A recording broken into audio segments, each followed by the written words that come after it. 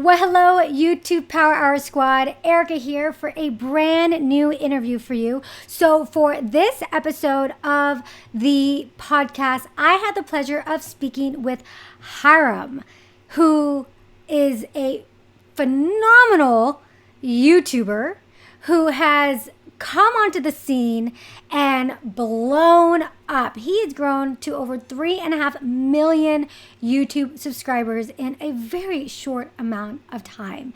And his skincare channel is really based upon him dissecting the ingredient lists of products to help people decide whether or not those products are worth spending the money on. And in this interview, he talks a lot about his rise to YouTube fame, what he did to help him get there, what he didn't do, and all the things that he's learned along the way that can help you grow your YouTube channel. This is an amazing interview. I know you're going to love it.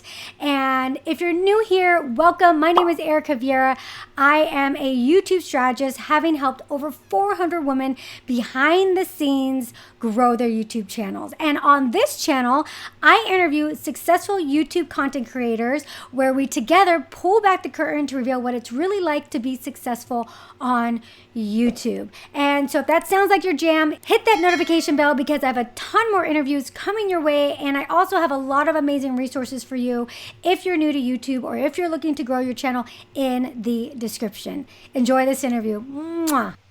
Well, hello, Hyram. Welcome to the podcast. Hello. I am so excited to have you on. Do you know how many people I have had requests to have you on the podcast? I can only imagine. A lot. So I was thrilled when I saw the email coming through telling me that you scheduled a time to be on the show. So I am so excited. Yes. I'm so because excited. because when I reached out, I'm like, oh, yeah, you never know, right? So Yeah. And I am really excited to have you on too because you have had such incredible growth in a niche that people have been saying is saturated, skincare and beauty and all that. And for you coming onto the scene and having 3.5 million subscribers in a year? Has it been a year or a year and a half? Yeah, I mean, this time last year, I think I had just hit like 30,000 followers or something like that. It was pretty small. Yeah. That's insane. Okay, so let's start at the beginning because it wasn't that long ago. So what inspired you to first get onto YouTube?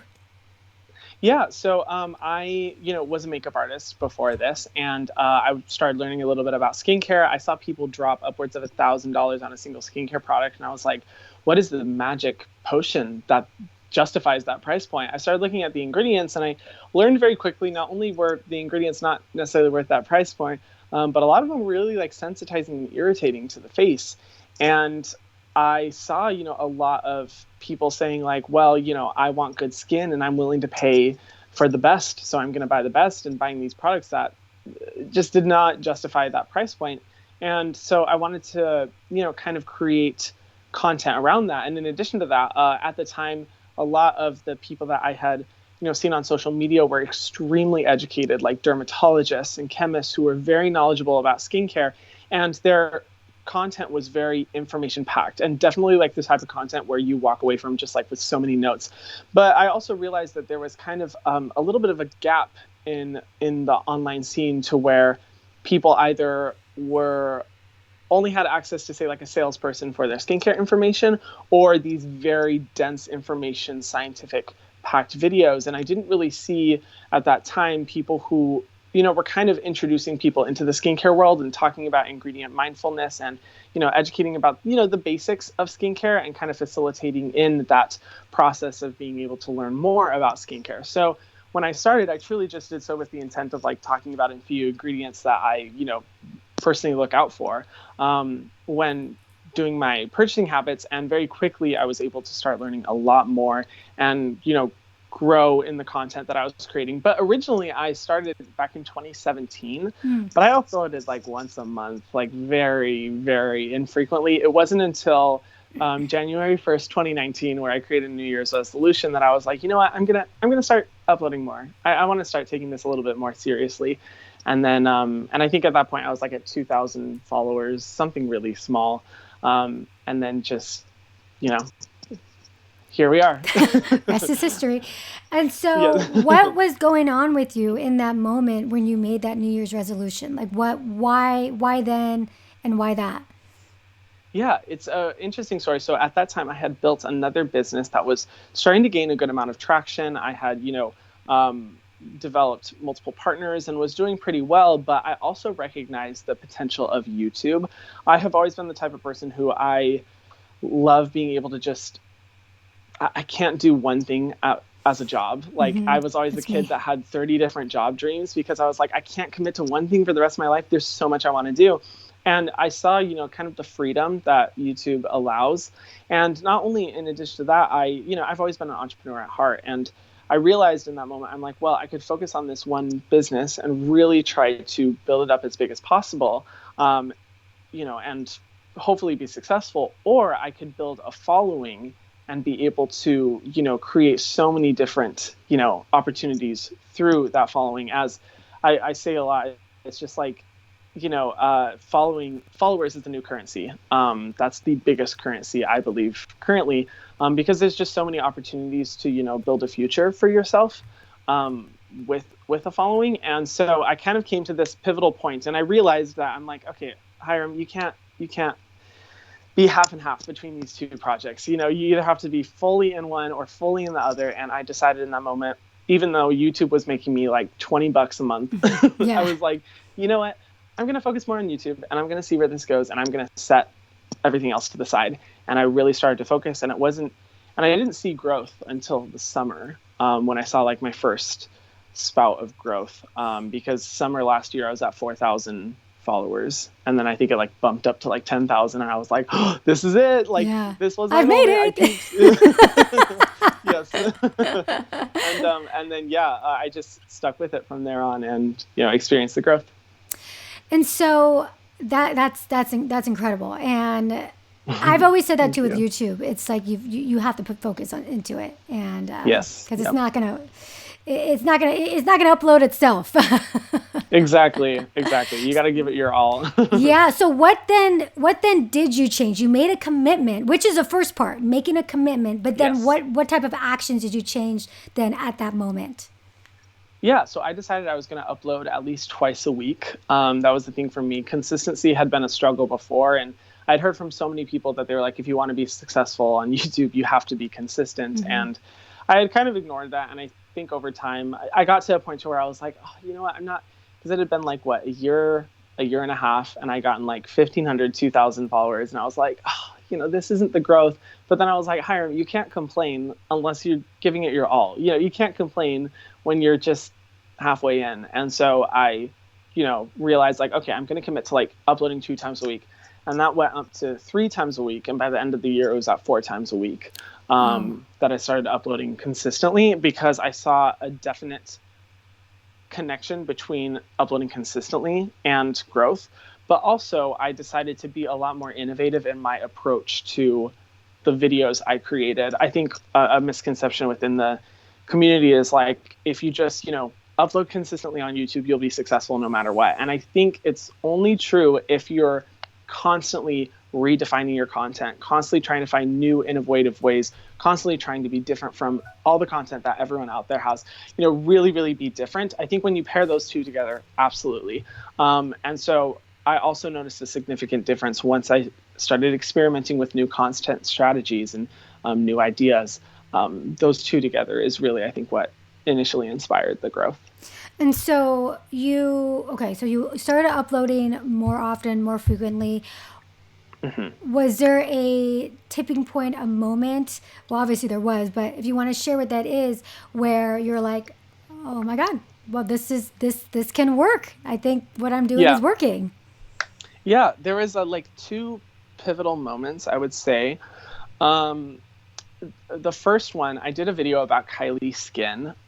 She had first released, her walnut scrub. And I've always been someone who I'm just like, scrubs are kind of at the bottom of the totem pole for like what I think is good in a skincare routine. And with the technology and with the new innovation that the industry has to release a walnut scrub at that time, I was like, that is not innovative in any sense whatsoever. Mm-hmm. And so I made a video about it, talking about like the damaging aspects of using a walnut scrub and how harsh that is on the face. And looking back, I can definitely look at the video and I was like, oh, I was so amateur because there was definitely like I was just saying everything as it is, which is something that I try to keep now. But now I have learned that, oh, people watch my videos, so maybe I should be a little bit more mindful about what I'm saying. Mm-hmm. But in that video, I just didn't really hold back. I gave my full opinion. And, I think within like 2 days, it had gotten 100,000 views, which at that time, someone who was getting on average like 150 views a video, that was a lot. Yeah. And I think I went from like 4,000 to like 10,000 or 12,000 followers within like 2 weeks. That was the first time that I was like, oh my gosh, wow, okay, like, okay, I'm glad I waited because growth can happen. And my end goal, well, my main goal for YouTube was always just to reach 10,000 followers. I was like, if I can reach 10,000, that's all I need. I'm happy, don't need anything else in life, I'm good.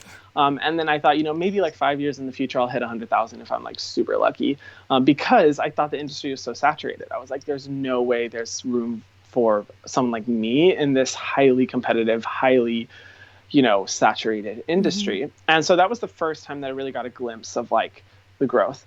The second time was at the beginning of this year, was when it was pretty significant. I hit 100,000 at the end of last year. And for me, that was just such a huge moment because I was able to, really provide for myself financially, not have to worry about constantly worry about money because it's very expensive living here in Hawaii. I grew from like 100,000 to, I think it was like 700,000 by the end of January. So in that month, I got like almost 600,000 followers. Yeah, which was extremely fast. And that for me was the first moment where I was like, okay, this is not normal. This doesn't happen. This is very different, and that I think was the turning point for me where it was no longer about just like YouTube, whatever, this is cool, this is fun. And definitely where I was like, okay, not only is this my job, this is my career. Yeah. And this is a huge defining moment. And this will likely be a huge part of what I do for the rest of my life. And then since then, it has just been insane. Particularly TikTok, is just absolutely mind-boggling with that growth too. But I'd say those were like the first times where it really like hit me. What happened in January where you got you grew 600,000 subscribers? What happened there? Yeah.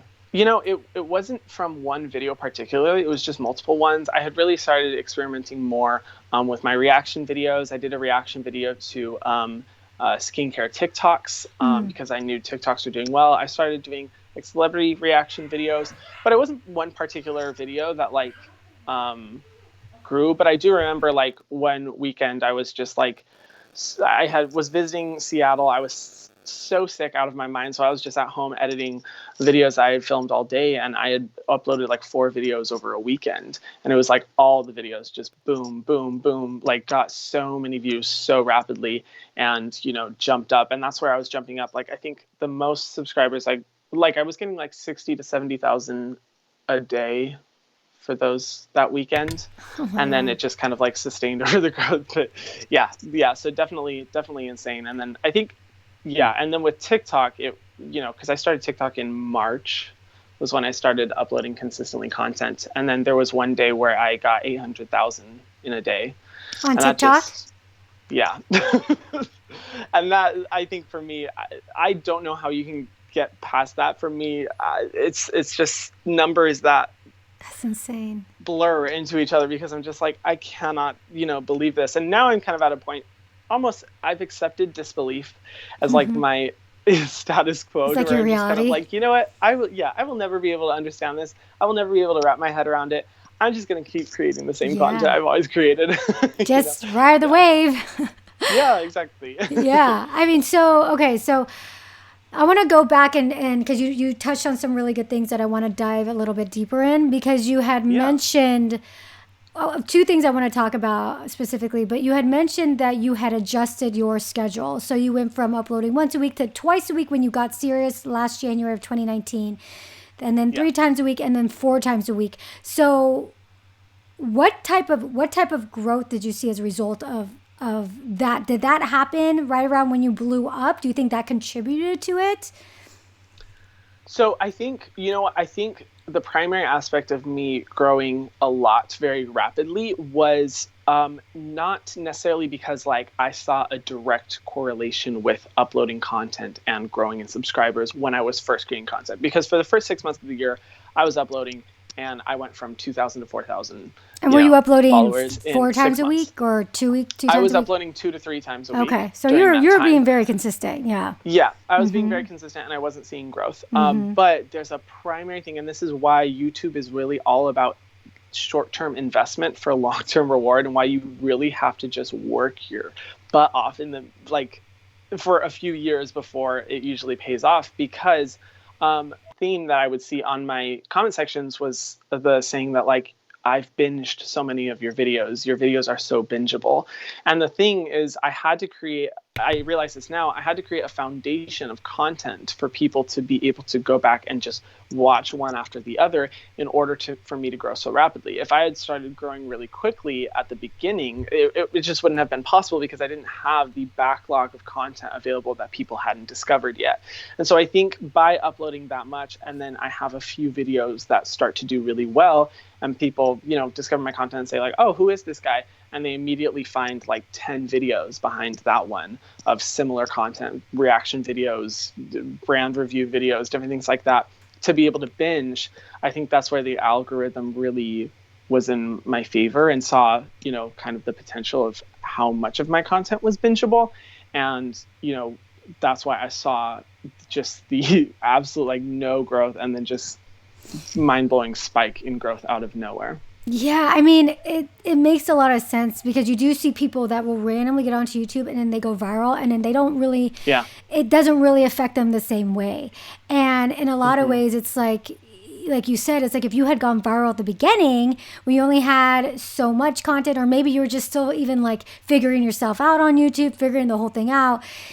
The content wouldn't be as bingeable, right? Like you said, there wouldn't be that back catalog of content for people to sit there and just basically fall in love with you. Watch your videos. Yeah. Oh, I love him. And oh, now he's doing a new one. So it kind of creates this community. You're able to create this community because you have this entire back catalog of content.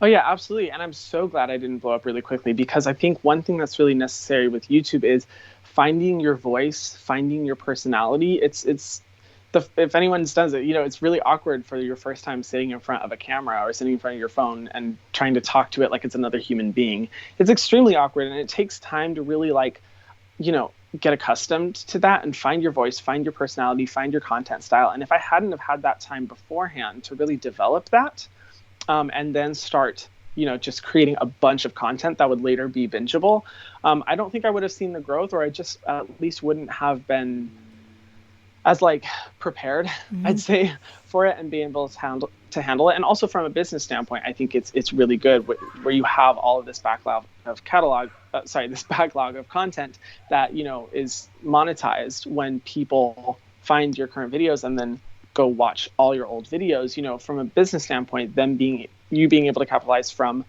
all the previous videos that you've done through ads or affiliate links or whatever also serves to your present day business. So just overall, it was something that in the back of my head I was preparing for, never really truly expected, but when it did happen, I have now kind of piece the puzzle together to where I'm I understand some of the growth, but I still don't understand how it happened so rapidly and at this large of a scale. That still just boggles my mind.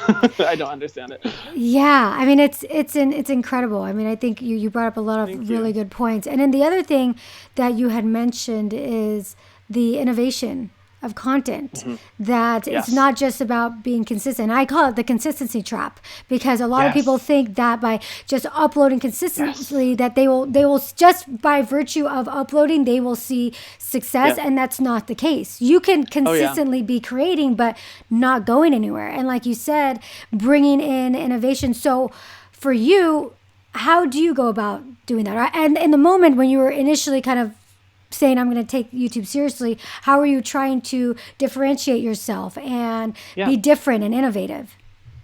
Yeah, I mean, you're touching on an extremely important point. One thing that I saw with a lot of up and coming content creators, or just smaller content creators, is, they wanted to match the success of the people that they were watching. So they started mirroring the behavior of the people that they were watching. And for me, I had realized I had done it a little bit in, my getting comfortable with YouTube. But one primary way I started taking it seriously was that I recognized, like, I have to be completely different. Well, I have to first be completely authentic. And I saw how a lot of beauty YouTubers were just, perfect lighting, perfect backdrop with a candle, and like amazing swatches, speaking so professionally and looking amazing all the time. And I'm just like, that's not my personality. First of all, I'm way too lazy for that. But second of all, like, I'm not gonna like pretend to be this very professional and eloquent YouTuber when in reality I'm someone who is all over the place. I'm random. I cuss a lot. I make weird jokes. I love making weird faces.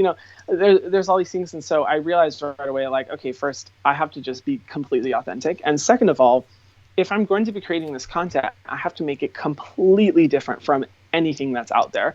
And I realized that, there was an opportunity within the skincare space that I didn't really find creators that were like trying to simplify skincare as much as possible for people who are new to skincare to understand. But in addition to that, I saw, so many people who were, went about their content in a very, say, like, informative way. And I was like, I want people to laugh at my content. I want it to be super entertaining.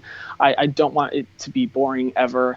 And most of all, I want to draw people who are not interested in skincare into watching my videos. I want to make my videos entertaining to people who don't care about moisturizers, who don't care about sunscreens or any of that, because that's how I can really see, like, growth beyond the limits of the skincare community. So I had that mindset from the beginning. And so I started, trying to be innovative with my content, thinking, for example, I saw within the skincare space a lot of brand reviews, a lot of people talking about products. And I was like, okay, what is different content I create? And I was inspired by multiple people like Brad Mondo, for example, to do reaction videos. I was like, oh, that would be really cool if I react to people's skincare routines and I gave my personal, feedback and opinion. I was also inspired by Susan Yara in that way. She does, awesome reaction videos. And also with my brand reviews, I found that a lot of brand reviews were very, positive, because a lot of creators are wanting to be very PR friendly, which I understand. But when I started creating my brand videos, I was like, look, I have to be honest about how I feel about these products and what I don't like. And I realized very early on, okay, I will never get PR and I will never get a sponsorship ever, but that's okay, because I want to be brutally honest, and I want to be that person, like say if you're going shopping for skincare with your best friend, when they go into a store, they're not going to be like asking you like, oh, what, if you go with a friend and you want to know like what the best products are, they're not going to say like every product's good, there's nothing bad about every product, buy whatever you want. You're like, no, you want to go with a friend who's going to be like, no, that's terrible, get this one, this one's the best, that one's not. And so I approached that, my videos with that same attitude, and just, trying to be different, but different in a way that is true to my authenticity and true to my opinions, not being different for the sake of being different, but showing a part of my personality that kind of strayed from what was considered conventional within the beauty space. And I think that has been such a huge reason for growth. And I think one of the biggest challenges I see with a lot of other creators, I love what is it called? The consistency trap? The consistency trap, yeah. I love that term, because that is something that I always say, and it breaks my heart seeing so many small creators who truly believe that if they're just consistent, they will blow up on YouTube. But I see them creating the exact same content as everyone else. They're not changing up their content strategies. They're doing the same thing. And the unfortunate reality for most of those people is that they won't ever see significant growth because they aren't willing to take risks and do different things. Like my reaction videos are my most successful videos. I hate editing them. The first time I ever did a reaction video, I edited it because they take about twice as long as a normal video to edit. And I was like, I am never doing that again. That was awful. That sucked. And then my first reaction video did really well. And I realized, okay, it's not the most comfortable thing, but it's performing really well. So I'm going to continue doing that. And it was by, doing different types of content and also adopting what other strategies were working in other industries and kind of forming them to fit within the skincare space. Reaction videos are not something that you think of when you think of skincare. Usually it's usually like, oh, reaction videos to funny videos or to music videos. But I, wanted to kind of figure out a way to put it into, my industry and make it a little bit more my style, Why did you hate editing your reaction videos? Because you have to, it's difficult to sync up every single part of their video with your video. For example, if you're wanting to like talk about a specific part of the routine while they're going through it, you have to have your audio through your headphones and not on the speaker, because then you're not able to like make your voice louder and make their voice softer to be able to understand. But with that, having it in headphones, it's difficult to like properly sync up every single time you press play, you pause everything. So there's that syncing up. And it's basically like editing two videos in one, because I also like to do a lot of jump cuts in my videos. I think it's because I'm someone who gets bored very easily when watching videos, and I like fast videos. And so I am typically editing their video down as well to make it more fast paced. So it's essentially like editing two videos in one, which is why it takes so much longer to edit. Yeah. Well, it paid off though, right? You said those do really, really well. Yeah, thankfully they paid off, and it's fun, and I those have become like my favorite types of videos to do, because it's able to kind of pair information and entertainment together.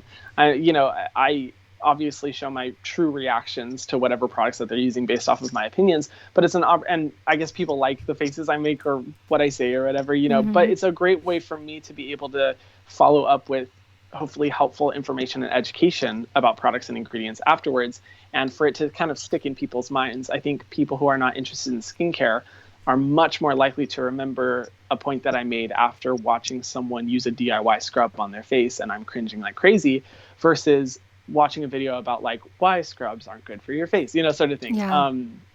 I think it'll stick more, and I think it's encouraging to see how many people who have no interest in skincare whatsoever have remembered those little things because of the reaction videos. So they've become my favorite type of video to film. Yeah. I mean, people love watching those because like you said, they're fun, they're entertainment, and so much about YouTube is about entertainment. Yeah, exactly. Getting information, but in an entertaining way. If someone just wanted information, they would just read something online, right? I think people have come to expect to be entertained to an extent.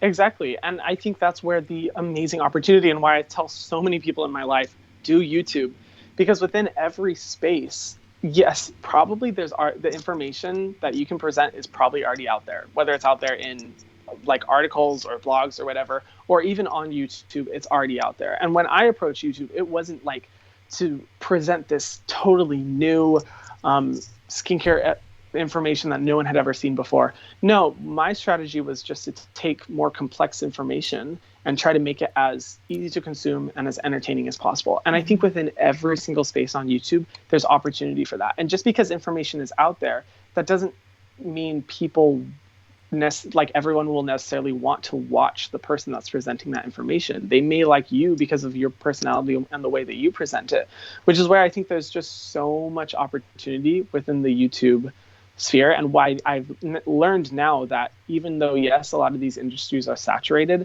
that shouldn't dissuade you from pursuing opportunities within the YouTube space.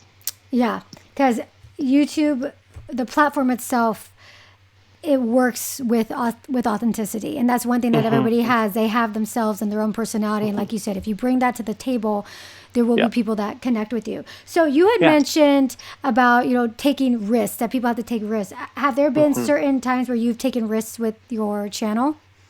Yeah, definitely. I mean, one of the primary ones was my Truth About series, which is my brand review series. I mean, the first time I started doing that, it was in a climate where a lot of people didn't really feel like they had a lot of trust for creators because they were like, everyone's either bought out or they're trying to stay on the PR list or whatever. And for me, I had these brutally honest opinions about products, and I talked to other people who have similarly brutally honest opinions on products, and I was like, why am I not sharing this in my videos? Like, this should be known, you know?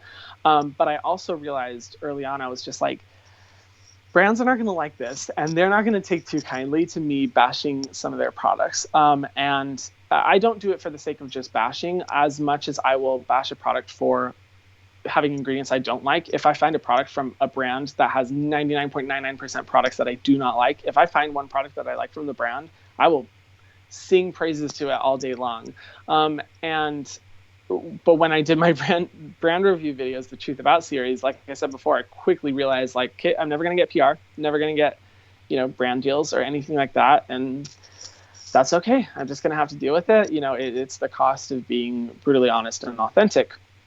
And, that risk, thankfully, it paid off. I think with reaction videos as well, I remember doing a reaction video to DIY micro needling, to where I saw people who are doing their own professional treatments who weren't licensed, doing these treatments on themselves and encouraging their followers to do so. And I went in pretty hard with that video. And I remember like freaking out when I uploaded it, and I was like texting my friends, and I was like, is it too much? Did I go too hard?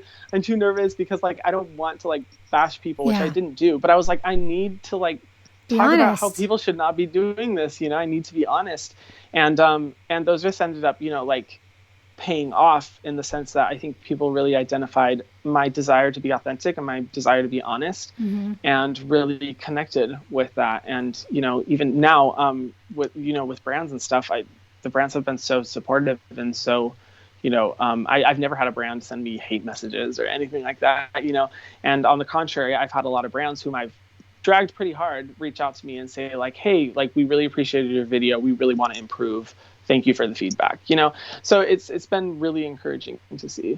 Yeah, I was actually going to say, so because, you said you came, and I think this is so important for everybody, because I think a lot of people, they think, oh, I want to get onto YouTube because I want a bunch of free product and this and that. And that can end up actually being the demise of your channel, because if you're so focused on what the next PR package is and you're just reviewing that, you just become like a paid agent for the brand, basically. And people don't want that. And so, Oh, you can keep going. Yep. No, you keep going. You're the one I want to hear. Yeah. I mean, in regards to that, I mean, for me, I very quickly realized with YouTube, like, and PR and everything like that, how unimportant it really is, and how it just really does not matter that much.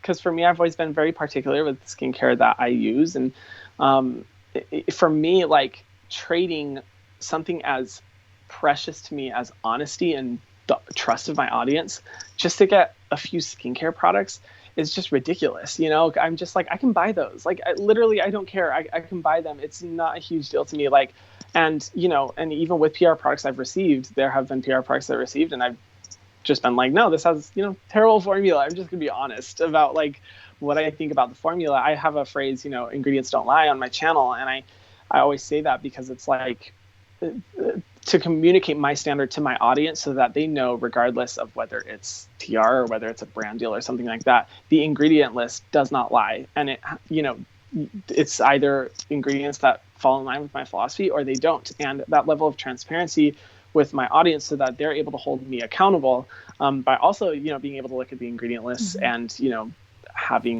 be able to have that similar set of standards is really important. And I get sad when I see creators kind of trade that level of trust for a cheap cop out like PR or a brand deal.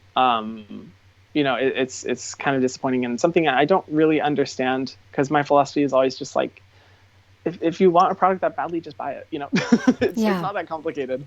Yeah, like you said, don't sacrifice your channel and your integrity for that. So what about? I think this is interesting, because usually, like, at some point for a lot of creators, they don't just rely on AdSense. They do brand deals. Not that it's a bad thing. There's that connection between brands and creators. So for you, are you finding that at your size, are brands? I would assume that brands would still want to work with you. So are you doing brand deals as well?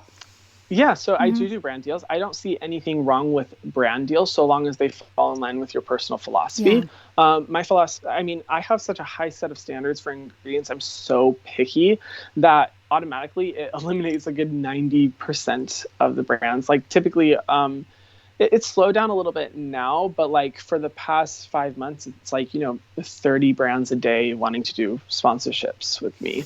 I'm reaching out, Wow. and, the most I do is like is so like tiny compared to that number. So for me, my standards of skincare ingredients that I have is already so high that it eliminates most of the brands out there. But I'm totally fine doing brand deals for products I already believe in from a formulation standpoint, because I'm like, I believe in the formula, but I also recognize that just because like, everyone's skin is different. Everyone's skin will respond differently to a formula, which is why I don't necessarily do sponsorships in terms of like, this felt super nice on my skin, so you should buy it, sort of thing. Because I'm like, just because it works on my skin doesn't mean it's going to work on yours. Yeah. I'm more so about like, I want to work with the company because I'm like, their ingredient lists are incredible and really good, and I really believe in the formula. And so I don't have any opposition to sponsorships whatsoever. And like I said before, because of that transparency that I want to create with my audience about ingredients and being like very like, okay, let's go through the ingredient list together, sort of thing, shows that like, my standards remain the same, whether it's a sponsored post or a non-sponsored post. Yeah, I think that's I love your channel. I mean, I love your videos. They're so enjoyable to watch. I mean, exactly what you're saying is exactly, I'm like, yep, yeah. I mean, that makes sense, and personally being a fan of your channel. And it's that is an interesting point that you brought up. It's like you are sharing your opinions, but they're really based upon the ingredient list, right? Which doesn't lie. It's not like, oh, it smells amazing and it just made my skin feel so soft. It's not this elusive experience that you're like, is it getting paid for it or not? It's like that experience. I mean, that ingredient list is there. Whether or not this video is sponsored, I'm going to be talking about this ingredient list. Yeah, exactly. And also being very transparent about sponsorships. I go over the top. I usually do more than what a brand requests for disclosure, because I just always want to be so over the top. And my audience is always so happy for me whenever I get a sponsorship. It's amazing to see. They're always like, yes, Hyram, like, get that coin or whatever. Because I'm able to like have that level of transparency, not only in my disclosure, but with the ingredient list and stuff like that. And I think whereas before I saw sponsorships being very much looked down upon because there wasn't like a lot of honesty, for me, it's difficult to say if someone truly likes a formula based off of how they see it feels and their experience. But you can, from a consumer standpoint, really understand the quality of a product based off of the formula. That can be identified independent of what I say, like, oh, like it feels so nice. Yeah. So it kind of like, in a way, democratizes like the sponsorship in a little bit, equips my audience to be able to really understand whether this product is worth it or not. And for me, because it falls in line with that ingredient standard, it does. And so my audience has always been super supportive of that, and I'm honestly really grateful for that, because it means that I have a standard to be held to, and my audience will hold me accountable, so that I never stray or never get blindsided by the money or the opportunities. Yeah. And in that, when you do that sponsored post or whatever it is, they know that, like you said, there's that standard. And also I would imagine the brands know as well that you're like, hey, yes, I'm going to go after the ingredient list. So if it's good, it's good. If it's not, it's not. Exactly. There's multiple brand deals that I've done where I'm just like, hey, if you want to send me this product, you got to be ready for me to be honest about it. And multiple brand videos to where in the brand video, I'll say, there's this product from the line. I don't like it. It has this ingredient. It has this ingredient. I'm not a fan. I don't recommend this product. But for me, like, that transparency is important, because I'm like, the brand obviously has good products that I want to talk about. And by me being able to be honest about what I don't like and what I do like, it's going to create more support and more demand for the products that I do like and serve to the benefit of the business overall. So I see it as a true benefit to the brands, for me to be able to be honest about that. And in addition, it's like I'm also providing, and my audience is providing feedback for how the brand can better formulate their other products, from my philosophy as well. And if they want to take it and use it, they can, or they can't. It's totally up to them. But Yeah, I just think it's an overall really good thing. And that's why I personally really haven't struggled with brands being super picky about like, do talk about this, don't talk about this, don't mention that, don't. It's really never been an issue. And I'm super grateful for that. I think I really lucked out in that area. Well, you set that precedence with your channel, what you do on your channel. And so I think the brands probably know that if they're going to work with you, they're going to have to deal with that, you know. Yep. Exactly. Take the good and the bad, or however they want to look at it. But like you said, you're like, if you're looking at it from the perspective of actually helping the brands, because you said something earlier, you said the brand actually said to you, oh, actually, we're going to work on this formula. Yes. I mean, it's a win-win for everybody involved. Exactly. It's amazing. And that's what I want. My intent is never to like, it's not to be like, ooh, I love dragging brands. Like, I love kicking them to the dirt and all that. Like, no, it's about like, I do it truly from the intent of wanting the brand to formulate better. And I'm extra picky. Almost as like if a friend was starting a brand and they were like, hey, you know, like, what do you think of this formula? What do you think of this ingredients? I'm not going to say, oh, it's great, because that doesn't help their business at all. I'm going to be brutally honest about how I believe it can be better, because I care about them being better. And I see the same thing for every brand. Like, I did a brand review about Pixie, and I dragged Pixie really hard. I was just not a fan of their brand, not a fan of their formula. But Pixie recently came out with like a new Clarity line. The ingredients are amazing. And I was talking about it in a recent video, and I was like, just because I dragged the products that I don't like from Pixie before doesn't mean I don't want to support them. And now that they have products that I really believe in, I'm going to support that. You know, I'm going to support these like crazy, because I think it's awesome. And I want that positive reinforcement for the brand to know that like formulating in this way will not only get my support, but the support of my audience as well. Yeah, because at your size, at 3 million plus subscribers, I mean, you probably sway and make a difference in regards to consumer habits out there, which is incredible, right? And so it's I always love it when I see people making a really positive change in different ways and using their platform for that, which is amazing. And you definitely do that. Well, thank you. So thank you. Before we're near the end of the interview, which I always do the hot seat round, but before we jump into the hot seat round, I do want to ask you one thing, which I think is so incredible, is the fact that I know that you have in the past recorded your videos basically on your phone. You're recording this interview on your phone. Are you still recording your videos at 3 million subscribers with your phone? I am. I think that's amazing. So to say that. But that gives so much inspiration, because one of the biggest holdups for people to starting a YouTube channel is how expensive the equipment is, or thinking they have to buy this $2,000 camera. And I find what you're doing is so inspirational. So can you talk a little bit about that? Yeah. I mean, there are multiple reasons why I still film with my phone. The main one being laziness, because I've just gotten into such a habit of using my phone, and it's so easy to do, and it's just really nice. And I think, you know, I never have to worry about like, oh my gosh, the battery died, and like, oh, the audio wasn't recording, and all this kind of stuff, you know. But in addition to that, like, one thing I saw with so many people who were starting their channels is that they're just like, oh, I want to start a YouTube channel so bad. And I talk to them, I'd be like, do it, start one, like, start right now, go film a video. And they're just like, oh, well, I need the equipment and everything. And I would always just be like, I film with my phone. Like, I literally film with my phone. And it's so funny to see people's faces now when I tell them that, when they say like, oh, like, you know, it's so cool you have a YouTube channel, I really want to start one too, I just need a camera. And I tell them like, I film with my phone. And there's like this disbelief, and I kind of watch them kind of squirm with their uncomfort of realizing that their hesitancy to start a YouTube channel is not about having a nice camera. Exactly. It's about, you know, other hesitations. And I love, and also for me, I think it's just, I never want to, feeling like connected to my audience is super important to me. And I consider myself a pretty simple person. I don't spend excessively. I lead a pretty simple life. And I never want my presence online to feel disconnected, in the sense that I'm sitting in a $20,000 studio, you know, sort of thing, with the best camera and the best lighting. Not to say that I judge people for doing that, because I actually am inspired by like a lot of creators and their filming setups, and I think it's amazing. But I think for my setup, I like to keep it super simple, because not only does it remind me of like why I started my channel, why I create the content I do, it keeps me kind of grounded in a way. I think if I were to be in a studio that is just, you know, tens of thousands worth of dollars with the best camera equipment, the best lighting, and a whole team to like, you know, fix my, blot my skin or like fix my hair or whatever, all this kind of stuff that I could have.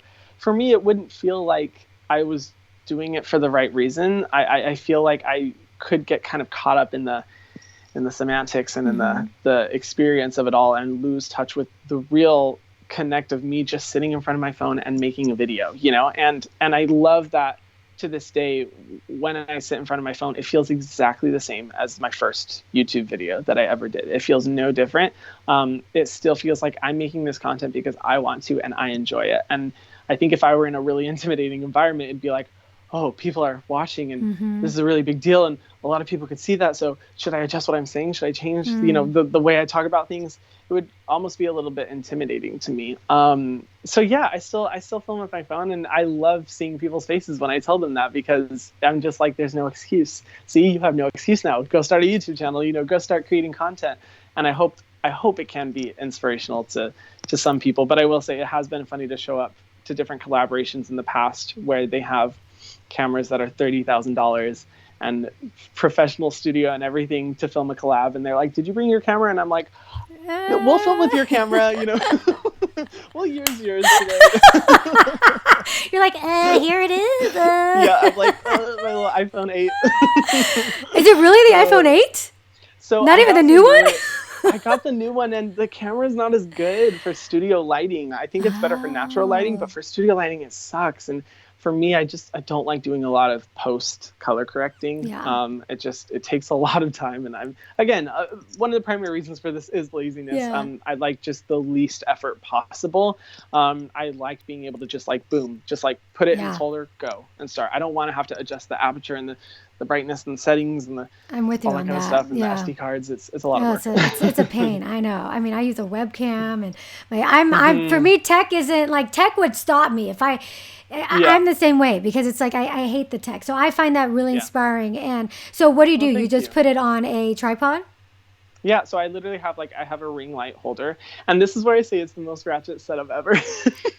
So I have it on a folder. I used to film with the front camera, and now I film with the back camera, but I was like, well, I can't see my reflection. Yeah, exactly. I can't see my reflection. So I have literally a box of PR, like a stack of PR boxes with this mirror on top, angled correctly so I can see where I am. I can see my reflection going into the mirror and back towards me. Oh my God, that would be awesome, because it's so inspiring, because that is the beauty of YouTube. You can literally have 3 million plus subscribers. You can literally have millions of people view your videos, and you can do something as simple as that. And all you need to do is show up, you be yourself, you be authentic, and it's a beautiful thing. Thank you. Yeah, I mean, for everyone who's listening, now you have no excuse. You have absolutely no excuse to start a channel. Yeah, I love it. Okay, so we're going to do the hot seat round. I had to talk about that first because, and then your sound. Is your sound from your phone too? You don't use a separate? So now I do a separate microphone. It was like $25 on Amazon. It's really simple. I do a separate microphone and I sync up the audio. But the nice thing about filming with your phone as opposed to with a camera, most cameras don't pick up audio. But worst case scenario, if my mic doesn't work, I can just use the audio from my phone, which is really nice, because that's also a big problem I see a lot of creators do. They'll film a whole video and realize their mic wasn't working or something like that, or their mic, the audio got deleted or whatever, and it's nice to not have to worry about that. So you'll do a separate audio file then? And then I'll just sync it up. I'll sync it. Got it. Yep. Got it. Okay. That's great. So then let's get the hot seat round. So the first question is, what is the favorite video that you've done on your channel? Ooh, I'd probably say I made a skincare routine for Ariana Grande. I did this dance compilation in it, and I basically took what I understood of Ariana Grande skin and made a whole skincare routine for her. And it was just, I laugh every time I think about it. It was such a fun video. So you totally made up the skincare routine. They're like, if this is what I would recommend. This is what I would recommend for her, or what you think she uses. Yeah, I did a little thing on my channel, which really wasn't successful, but it was where I would make skincare routines for different like celebrities based off of their skin type, in the hopes that people would kind of like find, be like, oh, I know Ariana Grande. They click on the video. And then if they happen to have oily skin similar to Ariana Grande, they have product recommendations and strategies to help with that. It didn't prove to be successful. Like every time I've done one of those videos, they don't perform very well, but it was so much fun. And that's the funny thing about my channel. Most of the videos that I love the most have the least amount of views. They just don't perform very well, but I love making them. And that's the next question is any video that you're particularly excited about that didn't do well on your channel? Ooh, that's a great question. I'd probably say my how to skincare series. I'd say that's like a whole series. I've done how to skincare when you're lazy, how to skincare when you're a student, how to skincare when you're broke. They didn't perform necessarily really badly, but they didn't perform quite as well as I thought, because in those videos I incorporate a lot of humor and a lot of comedy, and just, when I'm like for how to skincare when you're a student, I'm just like moisturize with your tears and like different things like that, and I'm like doing different skits and stuff in the video. Every time I've done one of those videos, I'm like, this for sure is gonna like blow up. It's gonna do so well. And they never do, and it's okay. It's fine, and they don't necessarily do really badly, but I still continue creating them just because they're enjoyable, but they don't perform well. Yeah. A labor of love. But, yes, exactly. What is the biggest opportunity you got as a result of your channel? Oh, the biggest opportunity.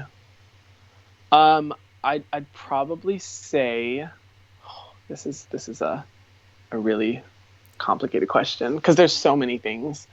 I think, to be honest, it's only a recent thing, and I hope I'm allowed to say this. I think I'm allowed to say this. I haven't signed any forms. I was asked to deliver a TED Talk. Very cool. Which to me, during college and everything, it may seem like a little minuscule, but to me it's a huge deal because I have always listened to TED Talks, like binging them. I love the education and learning, and I find people like who give TED Talks like so inspiring, and it just motivates me so much to be a better person. And from when I started listening to TED Talks back in middle school, I was always like, I imagined myself giving a TED Talk. I pictured it. I just imagined it in my head. I was like, one day when I'm like a super inspiring person or something and I want to change the world, I'm going to give a TED Talk and it's going to be amazing. And then I was recently asked to give a TED Talk, and I'm preparing for that. So that's, I think, to me, where I was like, oh my gosh, that is amazing. That's an honor. So what were you saying? Oh, sorry. Oh, but there's so many different things. Like literally, that's just one. I've had like some of my like childhood heroes reach out to me and message me, collaborating with people that I've looked up to for so long. Like I remember with Brad Mondo, I did a collaboration with him. And it was crazy because 2 months earlier, I was setting my goals for 2020. And the first goal I thought of, I was like, I will collaborate with Brad Mondo. And I was like, he doesn't even know who I am. He's like never even heard of me. I don't even know him. He's like this huge creator compared to me. He does the hairdresser. No, I know exactly who he is. Yeah. I love his videos. Yeah. Yeah, he's amazing. And I literally had written out, I will collaborate with Brad Mondo. And weeks later, he reached out to me and he was like, we should totally collab. Like, and I got to go to New York City and collab with him, and it was amazing. So like just a bunch of different moments like that. But TED Talk, I think, that's pretty cool. That's pretty cool. What's your TED Talk going to be about? I'm still in development of that, still figuring it out because it's going to be a few months down the road. I have so many different ideas. Literally, I've been preparing like my whole life for this. So I have all these ideas that I could do. But I'm working on selecting what exactly still figuring it out. Got it. Yeah. Very, very excited for you. I'll definitely be checking that out when it comes out. You. What is your superpower that you think has led to your success? Ooh.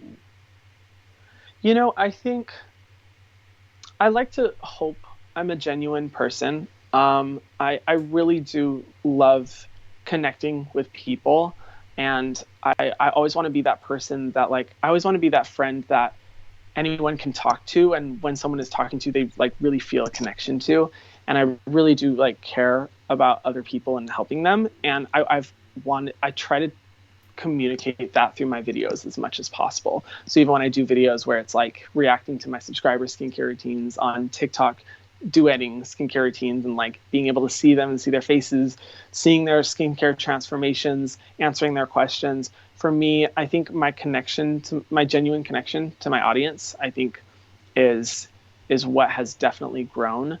Because there's so many comments that I constantly see to where they say like, I don't really care about skincare, but I subscribe to you because you're a good person, or because how much you want to help others, or how much you want to help the world, or just because you seem to be a really genuine person. And that means the most to me, because I always want to be as genuine of a person as possible and just make people's lives better and, happier. And so I think that's beyond all the virality and the content strategies and everything like that. I think that's where people really do feel that connection. And I personally think the reason why I have seen growth, this superpower, if you will. I definitely feel that. I definitely feel that from you. Yeah. Oh, thank you. What is your number one struggle?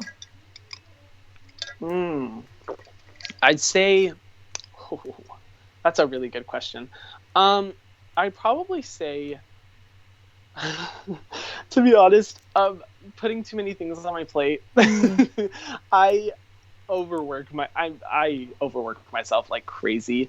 I think it's just because I grew up on a cattle ranch in the middle of nowhere. I had like no connection with other people, no opportunities. I literally had no idea if my dreams were ever going to come true. And my primary goal was just like getting out of the ranch, and so for me, when I see so many incredible opportunities coming my way, I'm just like, how could I say no, to all these amazing things? It's like a kid in a candy shop. It's like, oh my God. Yeah, exactly. And especially when now at this point where there are these opportunities to where I'm like, most people, like so many people I know, like, and even me a few years ago, if I had been presented this opportunity, that would be like literally like my life accomplishment. And having these opportunities come my way like every single day, for me, the challenge is just saying yes to like everything, wanting to do everything. And I think, I already upload a good like 4 videos a week now. During quarantine, I was uploading 5 to 6 videos a week,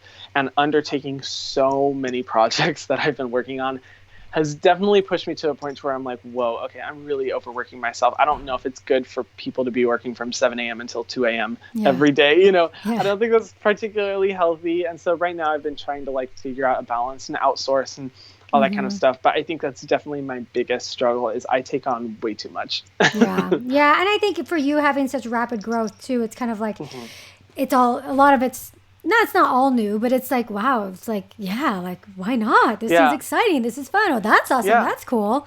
Like a buffet. It's like, whoa.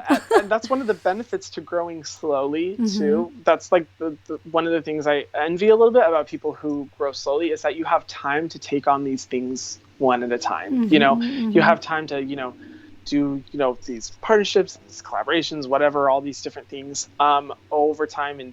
And for me, because my growth was so rapid, like most people at this point have already developed so many different things and done so much. And I almost feel like, oh my gosh, I have to be like at that same level, even though I have to take into account that my growth was not normal whatsoever. And I can't compare myself to other content creators within the space that have had, a good 4 to 5 years to be able to develop all of this stuff. Yeah, exactly. Okay. And last question is, last 2 questions. If you were to start over right now, what would you do differently? Ooh, honestly, I would take it more seriously from the beginning. I would say, like, if I could tell myself one thing, like, I would just tell myself, like, first of all, you can grow. And second of all, you can make money from this. Like, it's not just a passion. I started it as a passion just for fun. I didn't think I would make money. And I would tell myself, like, Hyram, like, you can turn this into your career. You can make a good amount of money and set yourself up for the future by doing this. And I think I would have started taking it a little bit more seriously from the beginning, posting more consistently. I think the only regret I'd say I have is like me posting inconsistently and not taking it seriously for so long before I was like, maybe I should start doing that for a year and a half or whatever it was. I'd say that's the only thing. But besides that, I'm really grateful for the way that this has played out, because like I said before, if I hadn't have had time to really develop myself, I don't think I would be able to be equipped for the virality, rapid level of growth. Yep. All right. Last question is, what piece of advice would you tell someone who is wanting to start their channel or who has a channel, but they want to grow it? Yeah, definitely. So I would say find a niche, find a specific topic that you can become completely dedicated to creating content about. I don't think it's good now, at least, to spread yourself thin among so many different types of content and topics, as it's very difficult to grow that way. Find a very specific niche. If your passion is, talking about sustainability, or if it's talking about piercings, or if it's talking about construction, focus on that content and find a hole within your industry. Find a type of content that other people are not creating, and then find how you can give your authentic voice while being completely different from everyone. Do not be afraid to be completely different. Go against the grain and be a personality that is not like anyone you've seen, and just commit to being consistent. Doing those things, in my opinion, is just, you're guaranteed to be successful if you do that, because you'll draw an audience of people who may not be particularly interested in your topic, but will be interested in you, your personality, and the way that you create your content. And that's, the most important thing. That's such an amazing thing to end on. Thank you so much for coming on to this podcast. I know people listening and watching this loved it. So if anybody doesn't know who you are, where can they find you? Yeah, so just on YouTube, it's Hyram, Hyram. On TikTok, it's Skincare by Hyram. And on Instagram and Twitter, it's also Skincare by Hyram. Awesome. Thank you so much. Of course. Thank you. Bye. Bye.